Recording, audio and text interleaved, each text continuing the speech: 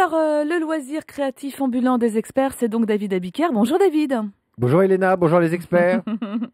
Alors vous David, vous avez une question en fait sur les loisirs créatifs plutôt qu'une réponse. J'ai une question, c'est une question un peu bête, mais quand même, plus on grandit, moins on s'adonne aux loisirs créatifs. C'est bizarre quand même. Je vous explique, quand on est petit, on pratique beaucoup de loisirs créatifs. On fait de la pâte à sel, vous connaissez la pâte à Ouais, sel, hein, bien les sûr. enfants en mettent partout. La poterie, ils en mettent partout, de la pâte à modeler, on fabrique des colliers de nouilles, des cendriers en pot de yaourt. On se fait des déguisements en papier, bref, et voilà, on bricole. Et puis un jour, le temps passe et puis on pratique plus les loisirs créatifs, on devient grand. D'ailleurs, imaginez que demain je vous dise, Elena, écoute, je vais me Je me mets remettre... au tricot. Oui, au tricot ou à la poterie, eh bien vous me rirez au nez. Et si je vous dis j'ai macramé ou pyrographie en mercredi après-midi, alors là vous rirez encore plus.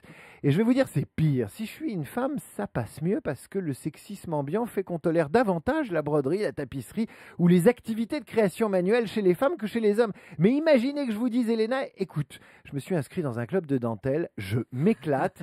Eh bien vous rirez encore. Non, j'irai avec vous, je vous poserai des questions, j'adorerais. Mais bien sûr qu'il y a des préjugés totalement snobs et qui sont très français sur les loisirs créatifs. Oui, les Français n'ont Dieu que pour les loisirs culturels et intellectuels. Eh Au bien, vu des gens qui nous appellent là sur europe1.fr et sur le 3921, je suis pas tout à fait d'accord avec vous, mon mais David. c'est quand même très dommage parce que si on nous apprenait dès le plus jeune âge à recouvrir un fauteuil, à encadrer un tableau ou tout simplement à tricoter, je peux vous dire que non seulement on respecterait davantage le travail manuel dans ce pays, mais en plus il y aurait peut-être moins de chômage. Alors pourquoi je vous dis ça, Elena? Tout simplement parce que j'ai un immense parti pris. Mhm. Ma Ça maman m'étonne est, pas. ma maman est brodeuse. Ah. Elle est peintre. Toute sa vie, elle a créé et travaillé de ses mains et elle n'a jamais ni manqué de boulot, ni manqué d'imagination.